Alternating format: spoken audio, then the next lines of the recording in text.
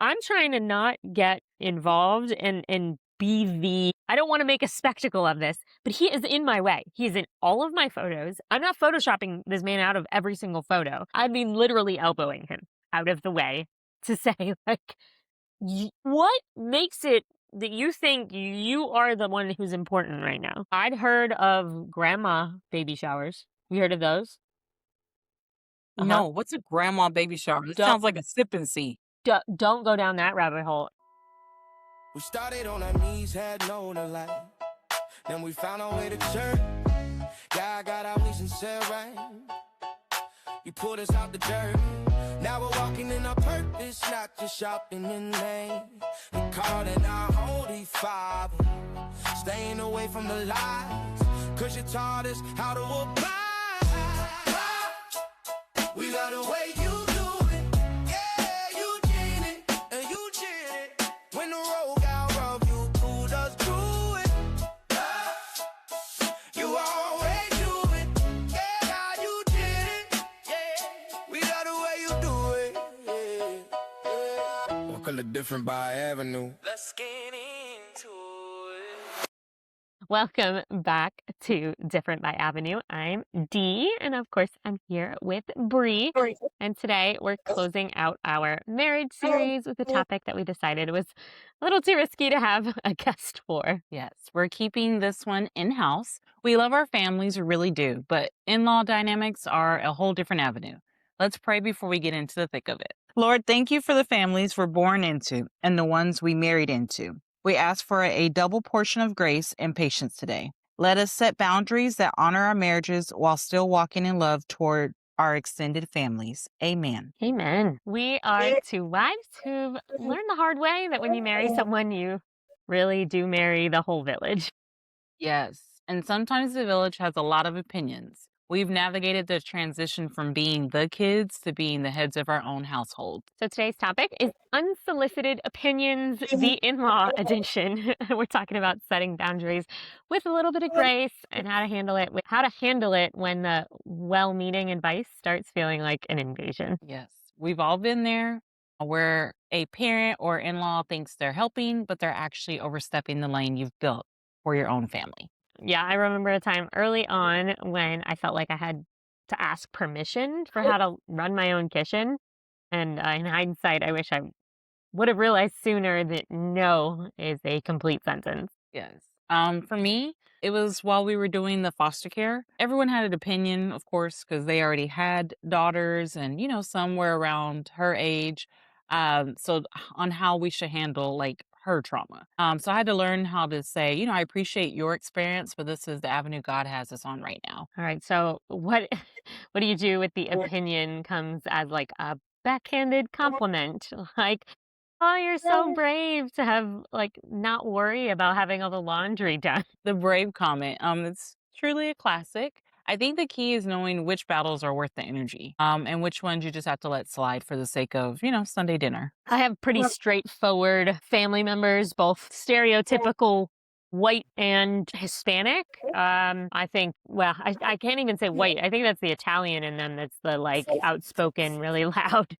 I'm just gonna tell you how it is versus the Hispanic, the same thing, like very personal. They really want to be involved and with most of the time good intentions, but trying to help. And the reality is, I mean, they're completely overstepping. I don't know if I have to worry about the backhanded compliments so much as I have to still shield all of the straightforward, you really need to be doing it this way, and this is the way that you need to be doing it because this is the way I say, or this is the way we've always done it, and this is um the advice that is not so much advice as it is you have to listen. This is the way it's done. This is the way it's always been done. So follow suit. So I don't necessarily have to worry about the backhanded so much. It's just straightforward. You're messing up here. Listen to me, or else you're going to continue to fail. Well, my question about that is, how do you determine that it's control versus like help? Choose to believe that every single person, there's no ill intentions behind anyone, that a lot of the unsolicited advice is coming from a good place, although it was taught and handed down to them in the way that things were supposed to be done, and the authority that comes from your elders or the people who are have lived this before. So all of the situations personally I know come from I learned it this way. I learned it the hard way when I did it, and this is the way that works. So I'm trying to save you from this. I'm trying to show you that I know best and that I know better, and that either is not the case because times have changed and things have changed and technology has changed and studies have come out that that's not how you're supposed to treat your kids anymore, or you name the thing. Um, Yeah. or it doesn't really matter because, yes, you may have learned that lesson, but I also need to learn the lesson, and it needs to be done in my way so that I can understand and grow.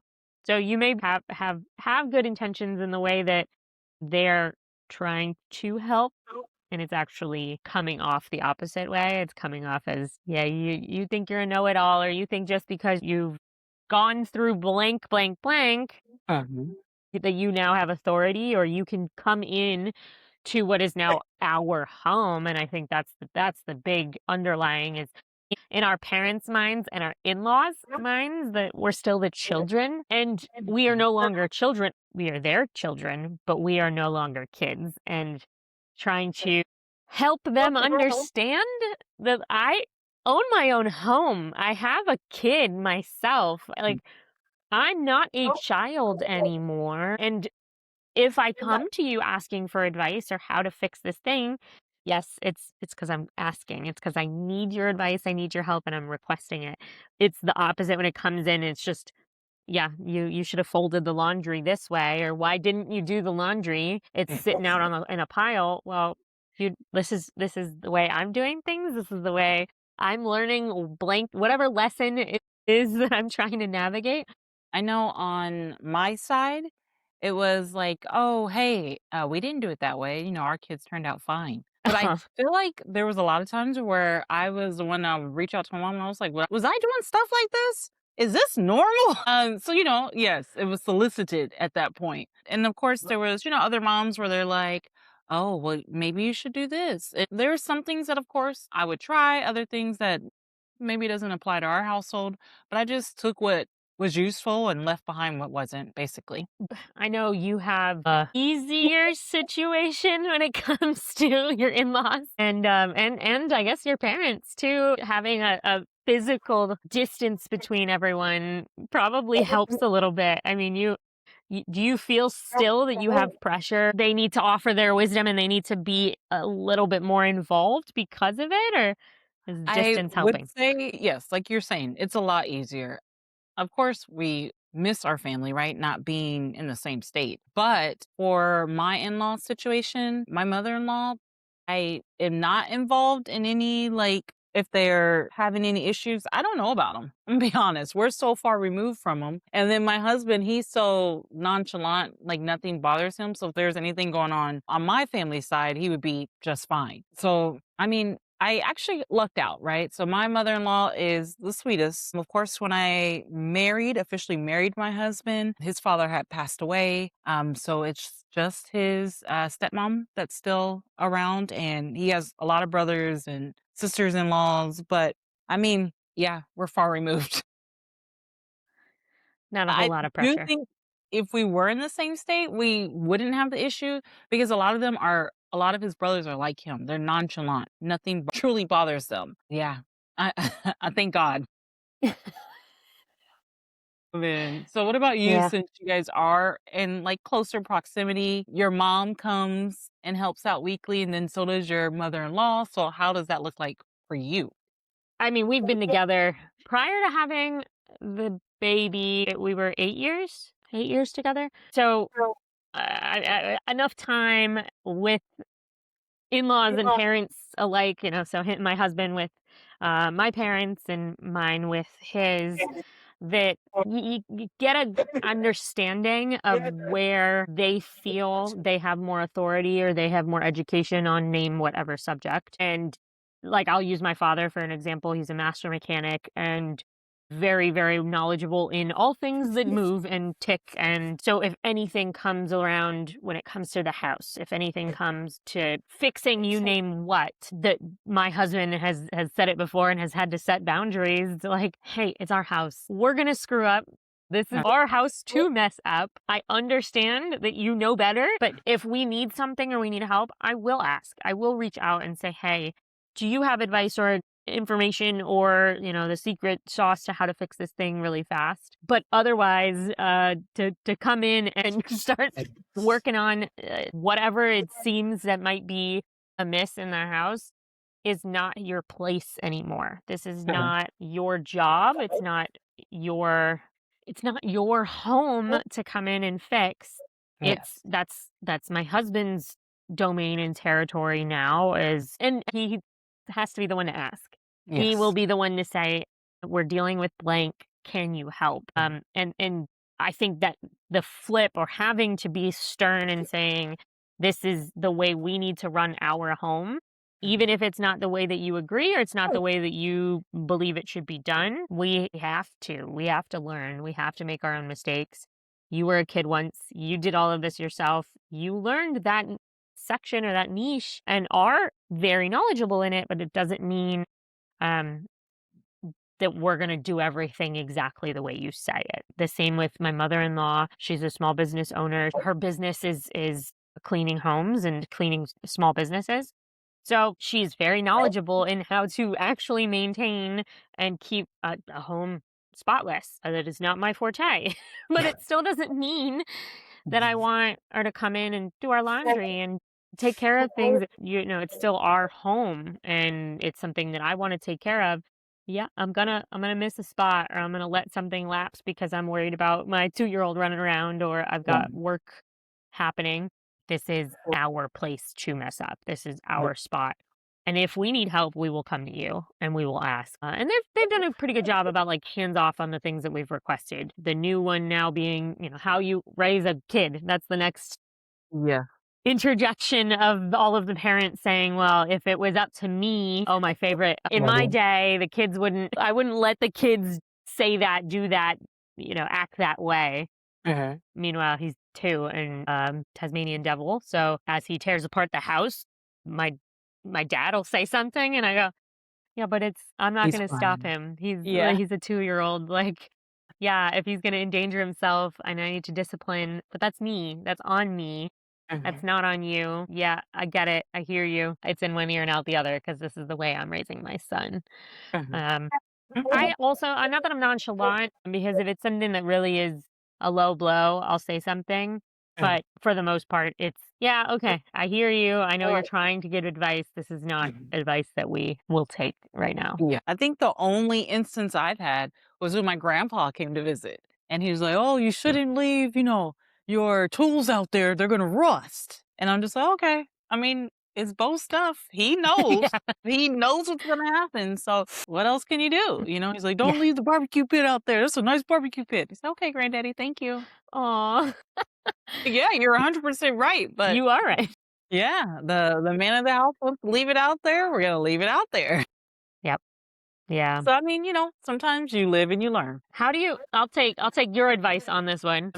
I mean, how do you avoid those opinions, or how do you say, like, especially trying to raise kids, their different values, the way they were raised, or the way they raised us in a completely different era.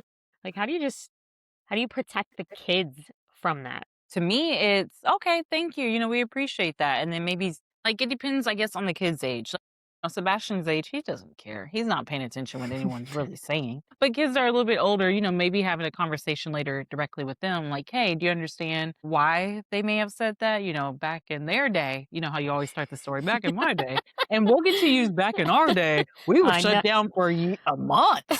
We couldn't go outside. So, just using, a little bit of that lingo, like, in their time, this is how they did things. But, here at home, this is what we're going to do. Because, as your kids get older, you're going to have to let them know what's the boundaries. Because, of course, kids are always going to Mhm.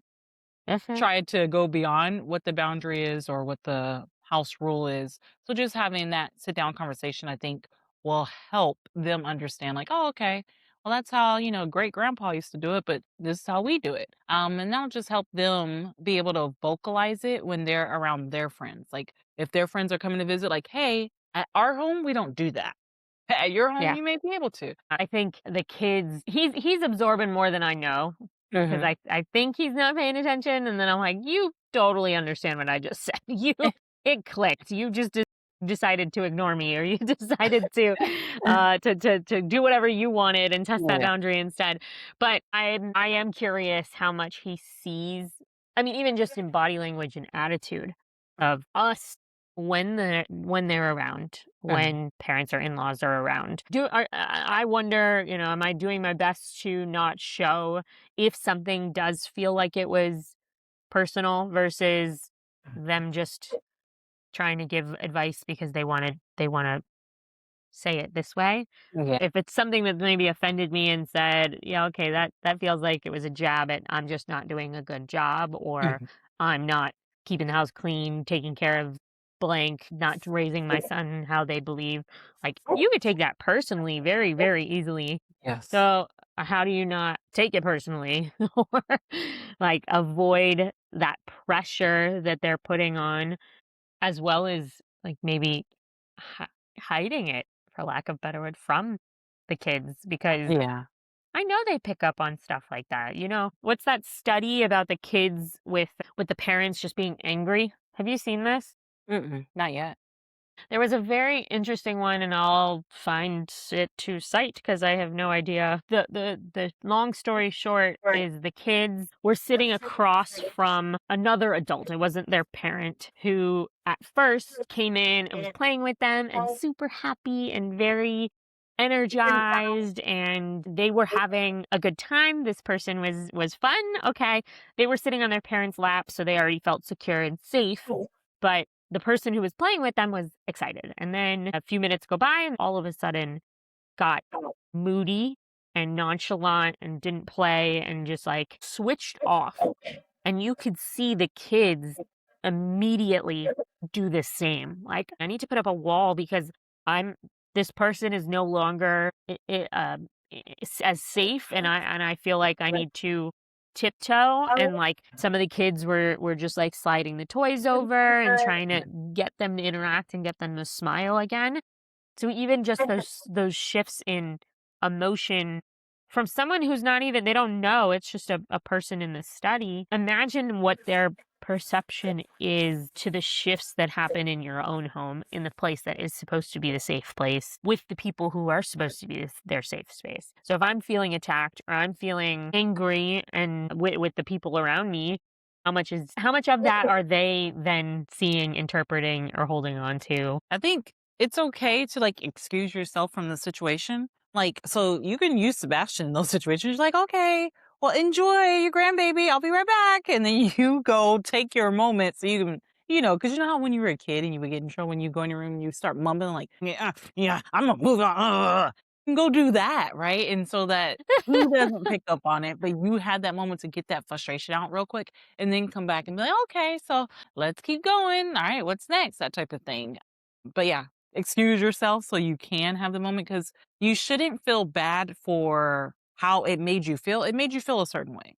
And you have every right to feel that way, but get it out. And if you can, shield your child from it as much as possible, right? So that's why I say excuse yourself, go somewhere else and do your throwback, mumbling to yourself, anger, kicking the fake dust, whatever it is, punching the air, uh, and then come back and, continue on. How, especially in the Bible, when it specifically says that we're told to leave and cleave, just it being so difficult now, not only if you're trying to lean on a village, even just with social media and with all of the ways that we are interconnected now, so much more than ever before. How do you mentally separate and leave mom, leave dad, leave and become your own new family and still respect them?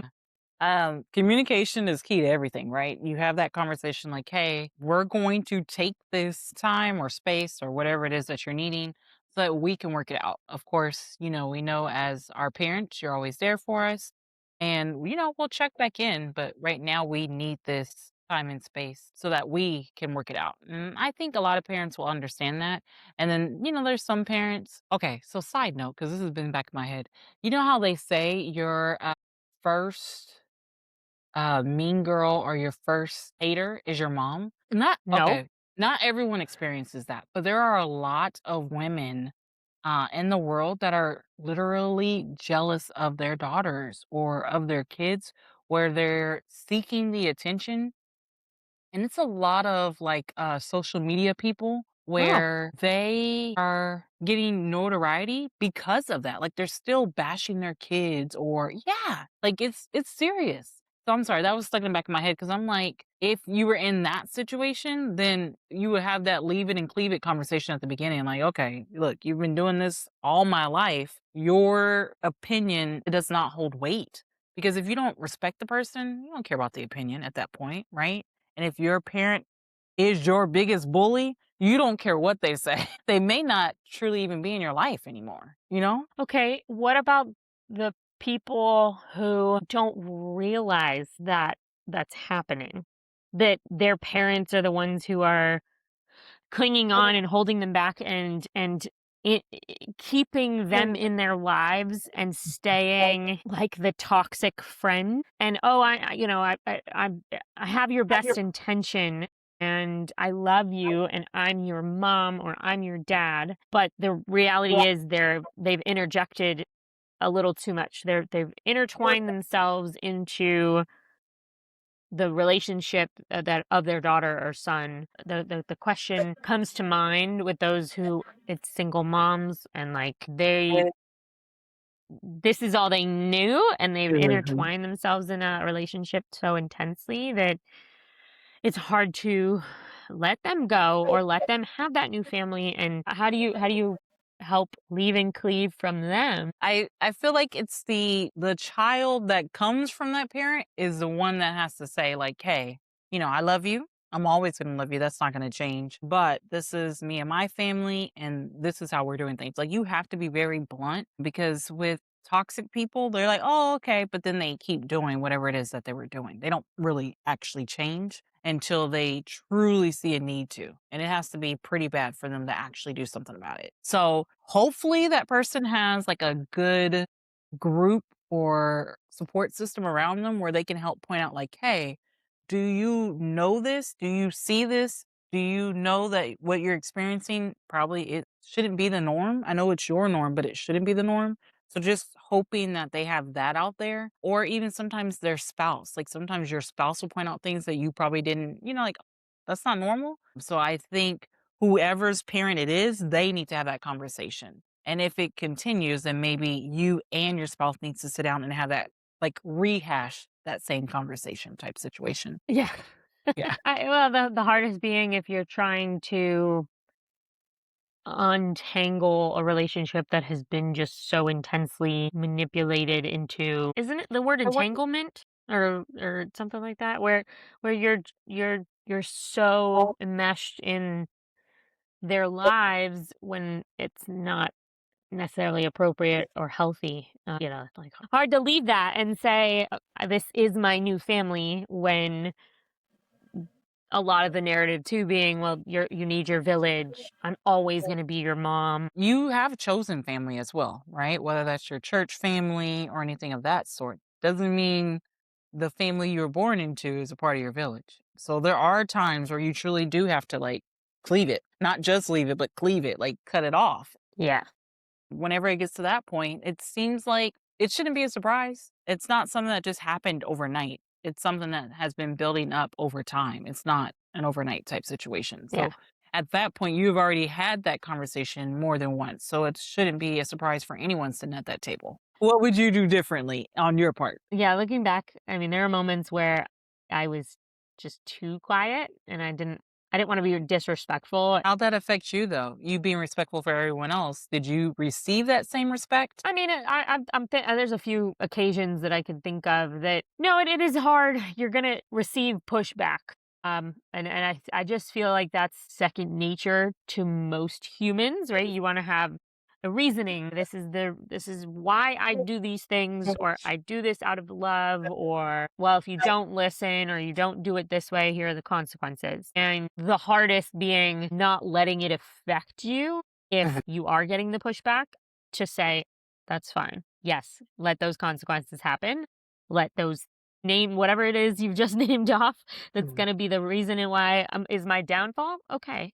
I understand that's the way you think and that's the way you believe, but I want to do it this way. This is me putting my foot down. I'm still on the fence of just like it's still I can't just say no and leave it alone and walk away. I understand and I want others to understand my reasoning and I want to understand your reasoning. We don't have to agree, but I want to understand better. So I want to like me being respectful is me saying, we'll have this conversation. I'll hear you out, but you need to also hear me out. And unfortunately, this is not up for discussion if it's in my house as to what the next steps are. You can give your opinion, but it doesn't mean it's up for discussion. If I've made the decision, if my husband and I have made the decision, that's the decision. There is no changing that. If later on my husband and I have a discussion regarding what you have said and regarding situations that have occurred and we change the decision, that's on us. That's our decision to make. And I think, yeah, we've had a lot. We've had pushback and we've had fights because of those, because of having to say, I'm sorry, but this is the way we're doing it. And this is the way that it's going to happen. If you don't agree, if you don't want to partake, if you don't want to deal with this, then that is okay. But it's going to be away, not with us. We're going to have a disconnect, maybe a time away to make sure that you have an understanding and you can understand our boundaries and decisions, but it hasn't gone that far. A whole lot of angry, but your emotions are yours and mine are mine. I'm gonna still figure out how to make sure I'm protected and my family is protected, but it may be at the expense of your comfort. A lot of things that I probably wanted to say, I bit my tongue on hindsight as well, but mine wasn't from my birth family.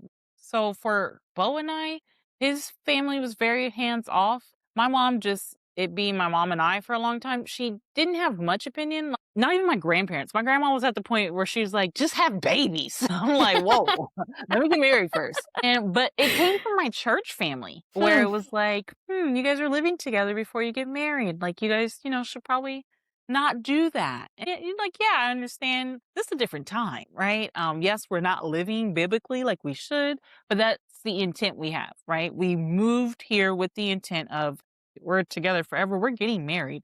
It's just we want to get this together first before we do so. Like my back of my head is like, oh, I want a house, right? I want to do this and I want to do that, and then we can get married. And it seemed to align with God's timeline because it worked out. My hindsight is the way I openly speak to my mom. I wish that I could do that with my chosen family as well, right? Like my mom, I'm like, Mom, really? Like, come on.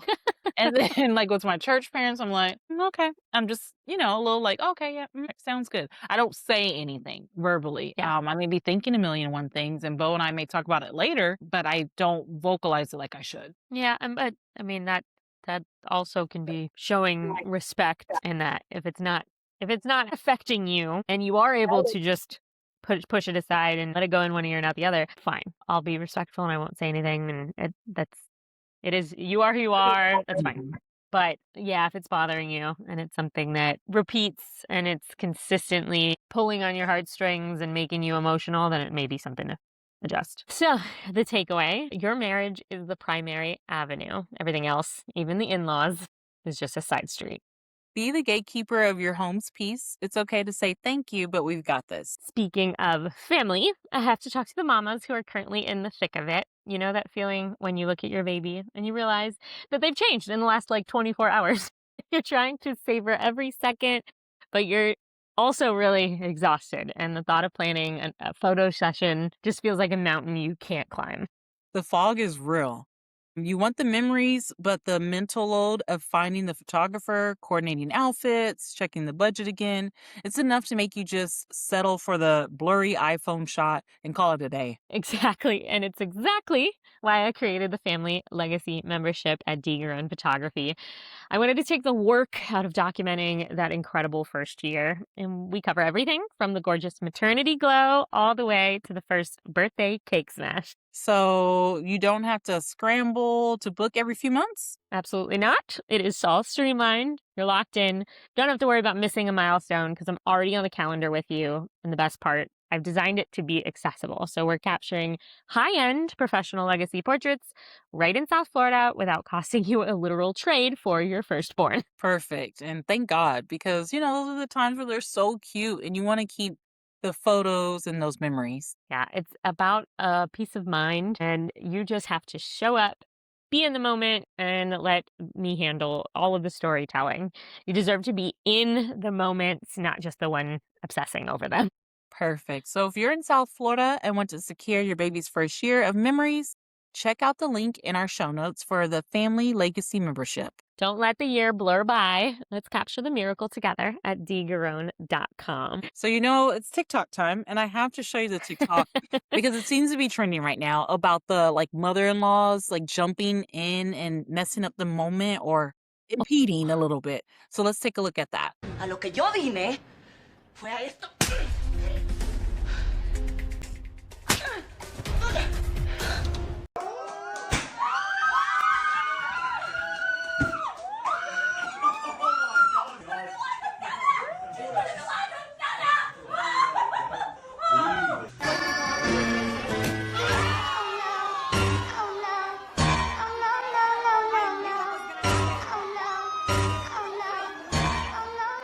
No big, feel like Pac. Shoot a shot. I'm coming in.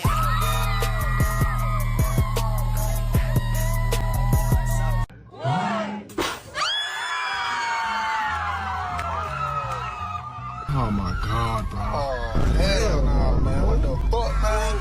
Get your ass on, boy. You get your goddamn ugly ass on.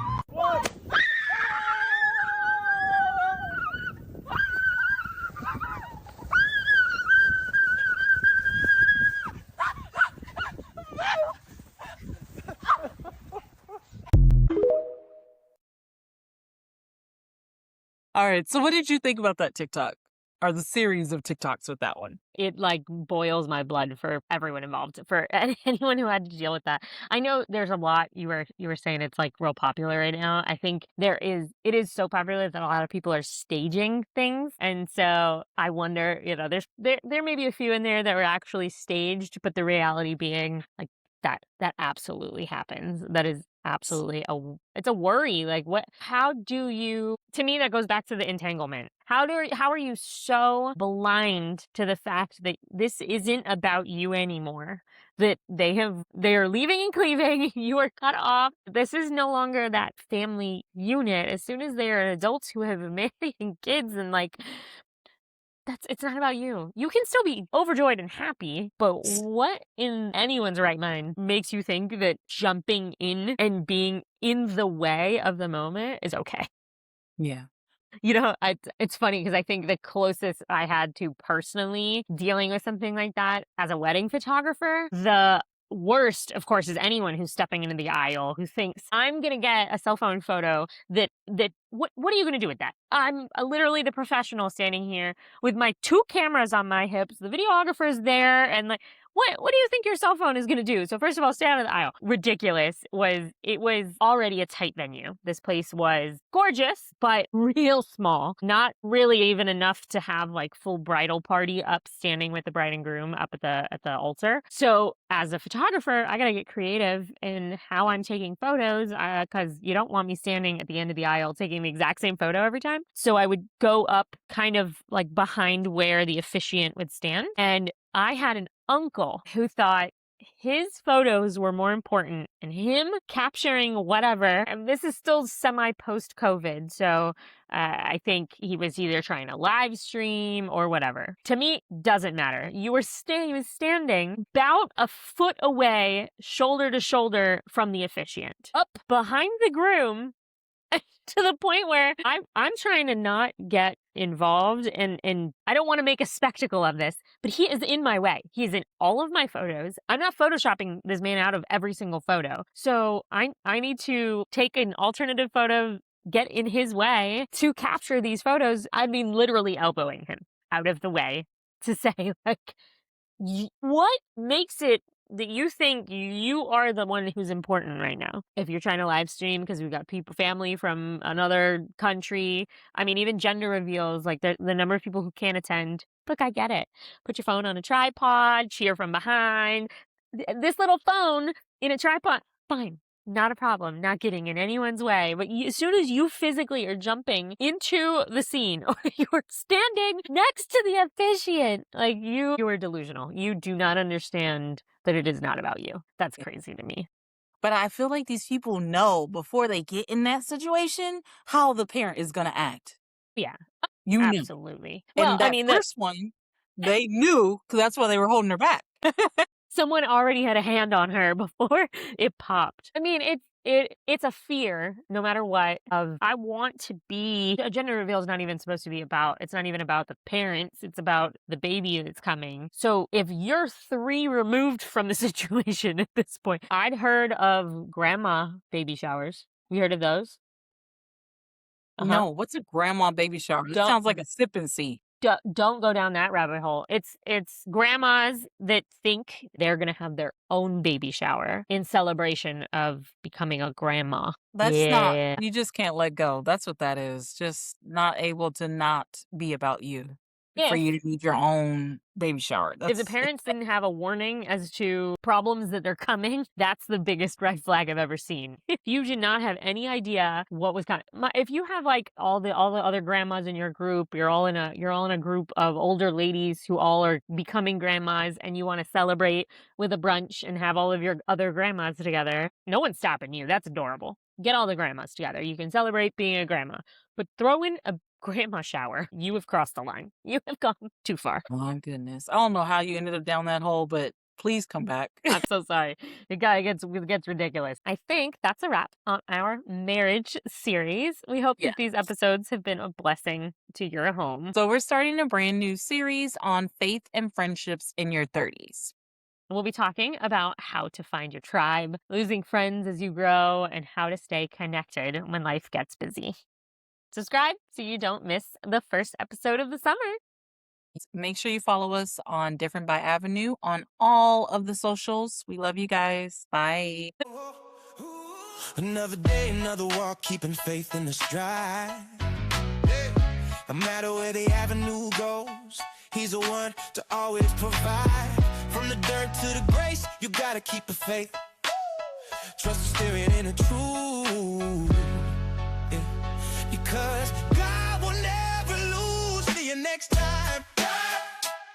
We got a way you do it. Yeah, you did it. Yeah, you did it. When the road got rock, you pulled up to it. You always do it. Yeah, you did it. Yeah, we got a way you do it. Yeah. It's only different by avenue.